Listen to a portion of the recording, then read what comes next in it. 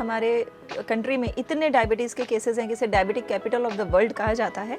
तो हेरिडिटी इसका एक कारण तो है ही कि हम बॉर्न ही होते हैं लोडेड गन लेके, लेकिन हमारी डाइट और लाइफस्टाइल इसका ट्रिगरिंग फैक्टर है।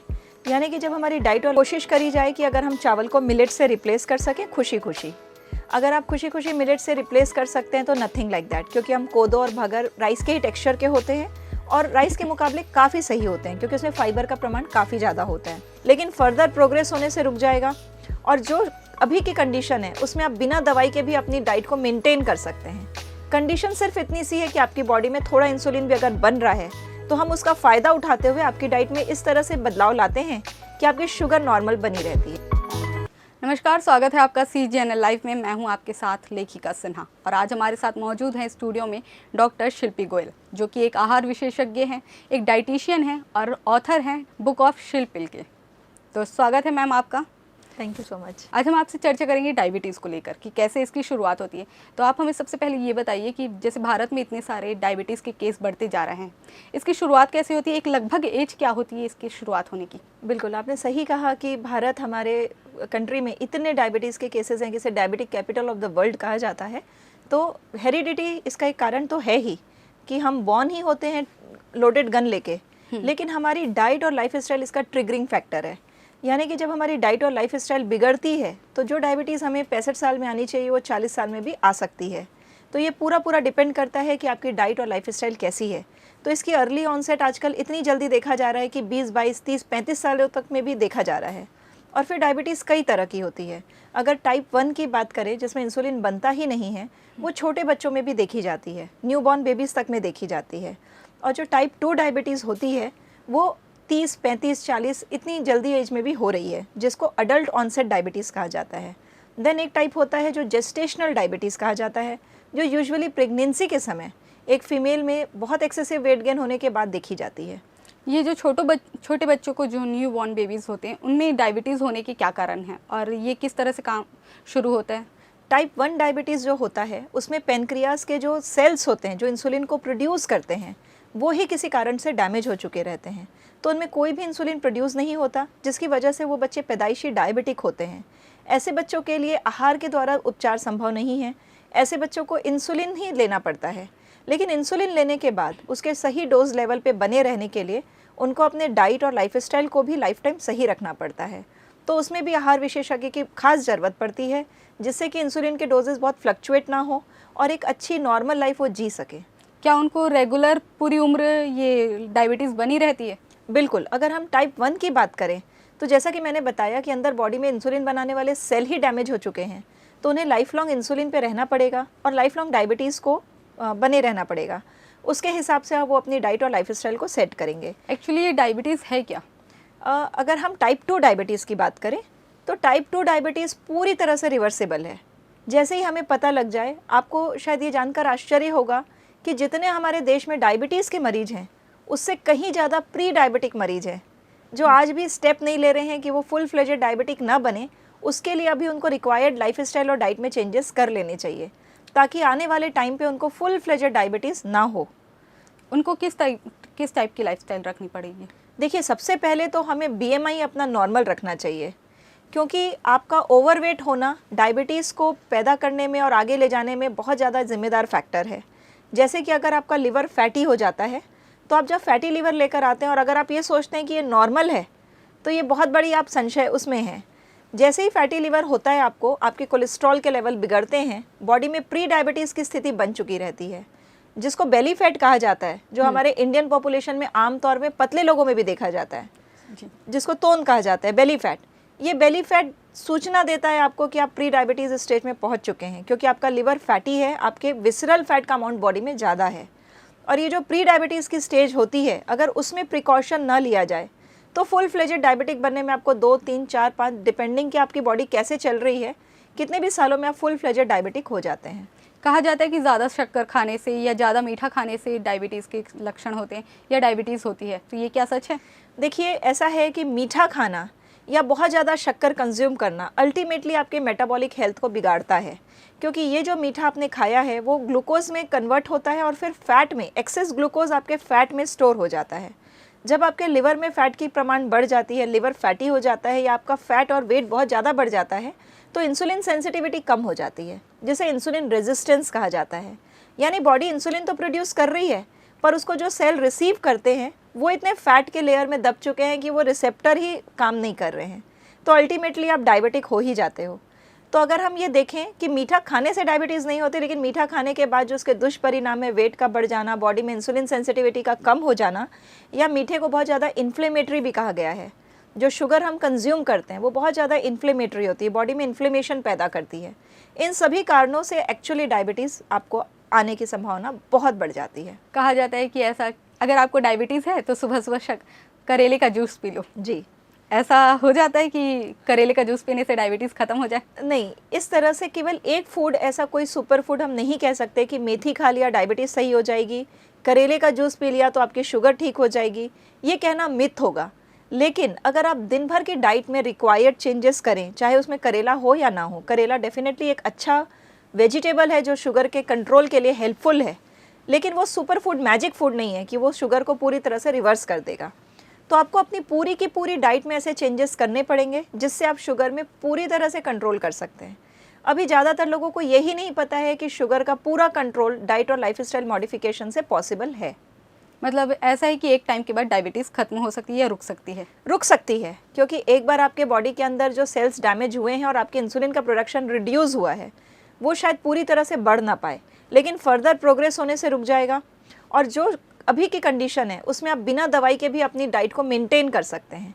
कंडीशन सिर्फ इतनी सी है कि आपकी बॉडी में थोड़ा इंसुलिन भी अगर बन रहा है तो हम उसका फ़ायदा उठाते हुए आपकी डाइट में इस तरह से बदलाव लाते हैं कि आपकी शुगर नॉर्मल बनी रहती है। अगर डायबिटिक पर्सन को कोई परफेक्ट फूड लेना हो, मतलब एक परफेक्ट डाइट लेनी हो, तो उनको किस टाइप की डाइट लेनी चाहिए? देखिए, ये टोटली डिपेंड करेगा उस पर्सन के आचार विचार, व्यवहार, उसके रूटीन, उसकी प्रायोरिटीज़ और उसके प्रेफरेंस पे। ये भी बात होती है कि डाइटिशियन ये भी पूछती है कि आप वेजिटेरियन है या नॉन वेजिटेरियन है। तो इस तरह का कोई एक लिस्ट ऑफ परफेक्ट फूड तो हम नहीं कह सकते, लेकिन हर एक डायबिटिक पर्सन को ध्यान ये करना है कि उनको अपने खाने में अनाज की सिंपल कार्बोहाइड्रेट, मैदा, ब्रेड तो बिल्कुल ही हटा देना है, चावल कम करना है, चपाती को भी हमें कॉम्प्लेक्स सीरियल यानी कि जिसमें प्रोसेसिंग ना हो, मिलेट्स को यूज़ करना है, हमें होल दालें खानी है, साबुत मूंग, चने, स्प्राउट को यूज़ करना है, लेकिन इनका प्रमाण भी कम रखना है।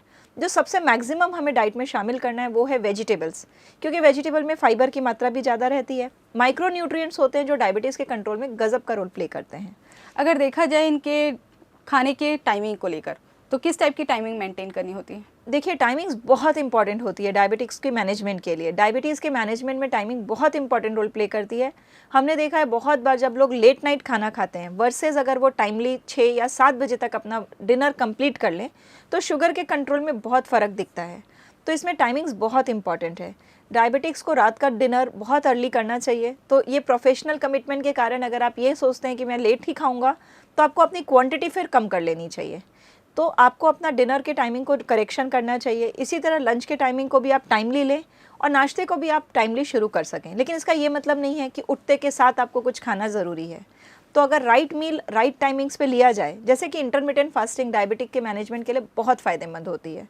तो कई बार हम इंटरमिटेंट फास्टिंग उनसे फॉलो कराते हैं, यानी कि अगर वो 10 बजे शुरू कर रहे हैं तो शाम का मील वो 6-7 बजे तक कंप्लीट कर सकते हैं। तो इस तरह के अगर वो टाइमिंग्स मेंटेन कर सकें, जो कि डिपेंड करता है कि उनकी प्रोफेशनल या स्टूडेंट हैं वो तो किस तरह की कमिटमेंट उनकी लाइफ में है, तो एक डाइटिशियन उनके साथ बैठ के पर्सनली बात करके उनकी सुविधा के हिसाब से उनके टाइमिंग्स और सब चीज़ों को सेट करती है। इंटरमिटेंट फास्टिंग 3 प्रकार की होती है, जैसा कि मैंने सुना है, एक 16 घंटे का, एक 14 घंटे का, एक 10 आवर्स का। तो इनमें से कौन सा उनके लिए प्रेफर होता है? देखिए, इंटरमिटेंट जो फास्टिंग को प्रेफर्ड माना गया है वो तो 16 घंटे की फास्टिंग और 8 घंटा फीडिंग, यानी कि आप 8 घंटे के बीच में आप कुछ खा सकते हैं और 16 घंटे का आप उपवास करते हैं। दूसरी तरह की इंटरमिटेंट फास्टिंग ऐसी होती है जिसमें एक दिन आप फास्ट करते हैं, एक दिन आप खाते हैं, मतलब स्टॉप ईट ऐसा प्रोसेस चलता है। एक दिन आप रुकते हैं, एक दिन आप खाते हैं। तो इस तरीके का जो भी पैटर्न आपकी रूटीन को सूट करता हो वो आप अपनी डाइटिशियन और हेल्थ केयर प्रोफेशनल के साथ बैठ के डिस्कस करके आप इस तरह का प्लान आप ले सकते हैं। उनके खाने का अनुपात कितना होना चाहिए लगभग? जैसे बोलते हैं इंटरमिटेंट फास्टिंग में आप जितना भी खाओ खा सकते हैं। बिल्कुल भी नहीं, ऐसा कहना एकदम ही गलत होगा कि आप जितना भी खाओ खा सकते हैं। हमेशा हमारी भूख का हमें 3/4 ही खाना चाहिए ताकि वो प्रॉपरली डाइजेस्ट हो सके, खाने में फाइबर की मात्रा, प्रोटीन की मात्रा जब ज़्यादा रहेगी तो डेफिनेटली हम सिंपल कार्बोहाइड्रेट्स और ओवरऑल कार्बोहाइड्रेट्स के लोड्स को कम करेंगे। डाइट में फ़ैट की मात्रा भी अच्छे अमाउंट में रहे, हेल्दी फैट्स के, गुड क्वालिटी फ़ैट के, जैसे कि नट्स एंड सीड्स। अगर नट्स एंड सीड्स को भी हम अपने डाइट में शामिल करते हैं तो ये डायबिटिक्स के लिए बहुत ही फ़ायदेमंद होते हैं। अक्सर देखा जाता है जो डायबिटिक पर्सन होते हैं उन्हें ज़्यादा भूख लगती है नॉर्मल से। वो पहले कुछ ज़्यादा बाहरी चीज़ें खाने के लिए चटोरे टाइप के नहीं होते, उनको डायबिटीज़ हो जाती है, फिर उनको कुछ कुछ खाने की ज़्यादा इच्छा होती है। ऐसा क्यों होता है? डायबिटीज़ की जो मेडिसिन शुरू होती है कई बार उसके कारण आपकी भूख का वॉल्यूम बढ़ जाता है, तो इसमें आपको अपने डॉक्टर के साथ बैठ के उन मेडिसिन का भी डोज लेवल को करेक्ट कराने की ज़रूरत है। आपको कुछ इस तरह के वाटर, डिटॉक्स वाटर ऐड करने की ज़रूरत है बीच में, जो आपको फुलनेस की फीलिंग दे सके। और जब डाइट में हम प्रोटीन और फाइबर और गुड क्वालिटी फ़ैट को इंट्रोड्यूस कर देते हैं तो इनकी ये फ्रीक्वेंट क्रेविंग्स ख़त्म हो जाती है। कई बार ऐसा होता है कि दवाइयों की वजह से भी डायबिटीज़ होती है, तो इसका कुछ रीज़न?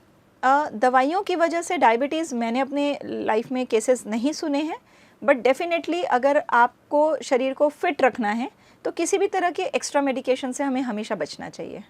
जैसे पारंपरिक भोजन होता है दाल रोटी चावल, तो चावल को बिल्कुल ही बंद करा दिया जाता है डायबिटिक पर्सन को, तो ये किस रीज़न से होता है? आपने जैसे बोला कि थोड़ा कम मात्रा में लेकिन ले सकते हैं, बिल्कुल। तो पूरा ही बंद होना चाहिए कि रुकना चाहिए? अगर कोशिश करी जाए कि अगर हम चावल को मिलेट से रिप्लेस कर सकें खुशी खुशी, अगर आप खुशी खुशी मिलेट से रिप्लेस कर सकते हैं तो नथिंग लाइक दैट, क्योंकि हम कोदो और भगर राइस के ही टेक्सचर के होते हैं और राइस के मुकाबले काफ़ी सही होते हैं क्योंकि उसमें फाइबर का प्रमाण काफ़ी ज़्यादा होता है। तो they are low glycemic index food, तो शुगर को जल्दी से शूट नहीं करते हैं। लेकिन फिर भी अगर कोई पर्सन कहता है कि मुझे राइस ही खाना है तो राइस की क्वांटिटी को हम थोड़ा रिड्यूस करेंगे, बाकी चीज़ों की क्वांटिटी को बढ़ा देंगे। चावल में थोड़ा सा घी डालेंगे ताकि उसका ग्लाइसेमिक इंडेक्स कम हो सके और शुगर को शूट होने से हम बचा सकें। डायबिटिक पर्सन को किस तरह के आहार लेने चाहिए, कैसा फूड लेना चाहिए, क्या अनुपात होना चाहिए उनका? अगर हम डायबिटिक के प्लेट की बात करें, सिंपली अगर हम एक प्लेट की बात करें तो जैसे हम भोजन में नाश्ते में पोहा खाते हैं, तो अगर वो डायबिटिक पर्सन है तो हम चाहेंगे कि पोहे में हम काफ़ी सारी वेजिटेबल्स को ऐड कर सकें और उसके साथ थोड़ा सा हम चने की सब्जी दे सकें या फली ऐड कर सकें। तो पोहे का अमाउंट कम करेंगे, उसमें थोड़ा सा फली या चने की सब्जी के साथ हम उसे खाना प्रेफर करेंगे। दाल के जो चीले होते हैं मॉर्निंग ब्रेकफास्ट के लिए वो बहुत ही अच्छे होते हैं, हाई प्रोटीन हाई फाइबर होते हैं। तो आप मूंग दाल के छिलके वाली दाल के चीले, उसमें बहुत सारी वेजिटेबल्स डाल के आप बना सकते हैं। अगर हम लंच की बात करें तो हमें राइस रोटी कम करके सब्जियों और सैलेड को बढ़ा देना चाहिए और होलसम दालों को यूज़ करना चाहिए। आप एक गिलास बटर मिल्क जिसमें बहुत सारा भुना जीरा एज अ फाइबर डला हो वो भी बहुत अच्छा रहेगा। शाम के लिए अक्सर हम देखते हैं कि लोग बिस्किट प्रेफर करते हैं, तो वो बिस्किट आपकी डाइट में बिल्कुल भी नहीं होनी चाहिए। उसके साथ आप नट्स ले सकते हैं, कुछ सीड्स ले सकते हैं। आप चाहें तो छोटे मोटे दूसरे ताल मखाने जैसे भी स्नैक आप प्रेफर कर सकते हैं। अगर किसी ठीक ठाक पर्सन को स्टार्टिंग में ही डायबिटीज़ हो रहे हैं तो उसके क्या लक्षण दिखाई देंगे शुरू में? अगर आपको डायबिटीज़ होने वाली है या हो सकती है तो उस समय आपको थकान लगना, आपको बहुत ज़्यादा भूख लगना, प्यास लगना, बार बार यूरिनेशन आना, ये सब छोटे लक्षण हैं जिससे आप पता लगा सकते हैं कि क्या आपको डायबिटीज़ तो नहीं है। उसके अलावा कभी कभी ये बिल्कुल एसिम्प्टोमेटिक होती है, यानी कि आपकी बॉडी में शुगर का लेवल 300 तक भी राइज कर जाता है और आपकी बॉडी में कोई सिम्टम नहीं होते हैं, तो ये एकदम एसिम्प्टोमेटिक भी हो सकती है। इसीलिए जब भी हम ब्लड टेस्ट कराते हैं तो उसमें ब्लड शुगर टेस्टिंग कंपलसरीली कराई जाती है। जेनेटिक जो डायबिटीज़ होती है उसको कैसे कंट्रोल किया जा सकता है? जेनेटिक अगर आपके माता पिता को डायबिटीज़ है या आपकी फैमिली में डायबिटीज़ है किसी को, तो आप सावधान हो जाइए। आप अपने वज़न को नियंत्रण में रखें, आप एक्सरसाइज को अपनी डेली रूटीन का हिस्सा बनाएं, आप अपने स्ट्रेस लेवल पे काबू पाएं और आप अपनी डाइट को क्लीन रखें। अल्कोहल लेना, स्मोक करना, लेट नाइट भोजन करना, ये सब डायबिटीज़ के लिए काफ़ी डेट्रीमेंटल हैं। तो अल्कोहल से भी शुगर होने का खतरा आपको कई गुना बढ़ जाता है। जैसे किसी के घर में किसी रीज़न से डायबिटीज़ हुई है, फिर वो थोड़े दिन बाद ख़त्म हो जाती है, जैसे कि दवाइयों वगैरह के चलते सही डाइट से वो ख़त्म हो गई, तो उनके फैमिली में और भी लोगों को हो सकता है? बिल्कुल, क्योंकि अगर आपको एक बार डायबिटीज़ हुई है इसका मतलब ही है कि वो आपके जेनेटिकली ट्रेट में हैं। तो आपके जो बच्चे हैं, आपके जो परिवार वाले हैं, उन सभी को सावधान रहने की ज़रूरत है।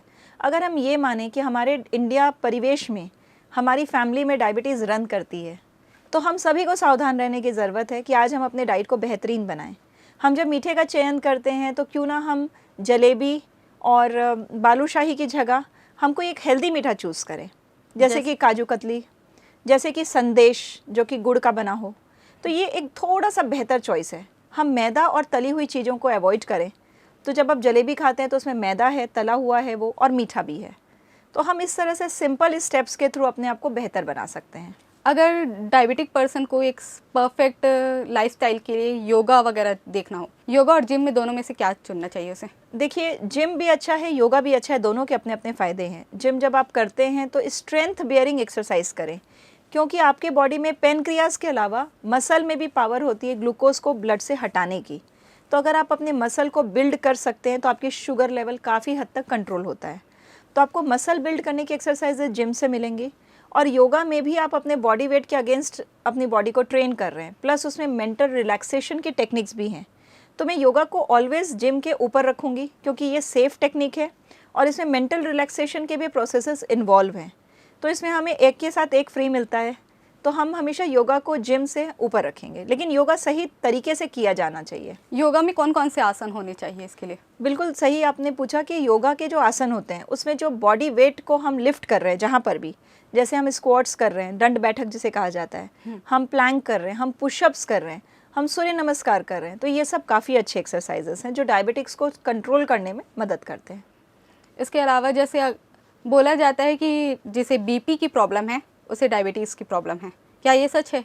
बिल्कुल, जब भी आपको बीपी आता है थोड़े दिन बाद आपको शुगर की प्रॉब्लम डिटेक्ट हो जाती है, या फिर अगर आपको शुगर का प्रॉब्लम है तो बीपी आ जाता है। ये सभी चीज़ें इंटरलिंक्ड है। आप अगर मेटाबॉलिकली अनहेल्दी हैं तो आपको एक नहीं 5 लाइफस्टाइल प्रॉब्लम एक साथ आ जाती है, साथ में माइग्रेन आ जाता है, साथ में आपका कोलेस्ट्रॉल बिगड़ जाता है। तो जब भी आप अपने डाइट और लाइफस्टाइल की केयर नहीं करते हैं किसी भी कारणवश, तो आपको ये सभी बीमारियां एक के साल के बाद एक के बाद वो लाइन पे लगी हुई हैं। तो आपको केयर करने की ज़रूरत है कि हम किस तरह से अपनी डाइट और लाइफस्टाइल में बदलाव लाएं, ताकि एक भाई आ गया तो उसकी दूसरी फैमिली के लोगों को आने के लिए हम रोक सकें। अगर डायबिटीज़ किसी को हो गई तो उसके बाद कौन कौन सी बीमारियों के खतरे और ज़्यादा बढ़ जाते हैं? काफ़ी सारी बीमारियों की, हमारी आंखें ख़राब हो सकती है, रेटिनोपैथी हो सकती है, हमारे नर्व्स में कई लोगों के तलवों में जलन शुरू हो जाती है, हमारे घाव लेट से भरते हैं, हमारी किडनी में डैमेज आना शुरू हो जाता है, क्योंकि ब्लड शुगर आपके बॉडी में सर से लेके पैर तक, नाखूनों तक सब जगह ट्रैवल कर रहा है। जब ये ब्लड गाढ़ा हो गया है शुगर की वजह से, तो ये बॉडी के अलग अलग जगह को जाकर डैमेज करता है, हमारे ब्रेन में उपस्थित छोटी छोटी बारीक वेसल्स को भी डैमेज करने लगता है। तो न्यूरोपैथी, रेटिनोपैथी, आपके किडनी में प्रॉब्लम आना, ये सभी चीज़ें बहुत कॉमन है डायबिटीज़ होने के बाद। मतलब एक के बाद हज़ारों, एक के बाद हज़ार, एक बीमार 100, एक अनार 100 बीमार। तो अगर आपको शुगर आई है, सीरियसली लें, शुगर को कंट्रोल में रखना बहुत ज़रूरी है। 3 महीने का एवरेज शुगर HbA1c से आपको पता चल जाता है कि वेदर आप अच्छे कंट्रोल में हैं, एवरेज कंट्रोल में हैं या बैड कंट्रोल में हैं।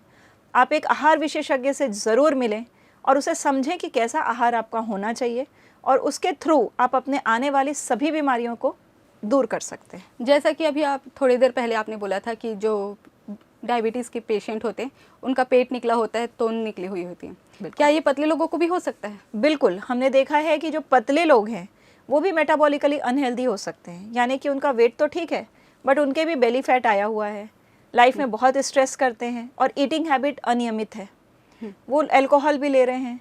तो ऐसे लोगों को भी शुगर आ जाने की बहुत चांसेस हैं, और हम देख ही रहे हैं ऐसे लोगों को भी जो पतले हैं और डायबिटिक्स है। जैसे कि तोंद भी नहीं निकली है, नॉर्मल पतले हैं जैसे कुपोषित टाइप के, उनको भी हो सकता है? बिल्कुल हो सकता है, ये टोटली डिपेंड करता है। ऐसा ज़रूरी नहीं कि हर तोंद निकले हुए पर्सन को डायबिटीज़ हो या हर डायबिटिक्स की तोंद निकली हुई हो। ये दोनों कोरिलेशन का हम इसमें ना जिक्र करें, क्योंकि दोनों का कोई वास्ता नहीं है। लेकिन मैक्सिमम लोगों में ये देखा जाता है कि जिनका विसरल फैट बढ़ा हुआ है, जिनकी बॉडी में बेली फैट बढ़ा हुआ है, वो 80% उनमें प्रोन हो जाते हैं वो डायबिटिक्स को डेवलप करने के लिए, डायबिटीज़ को।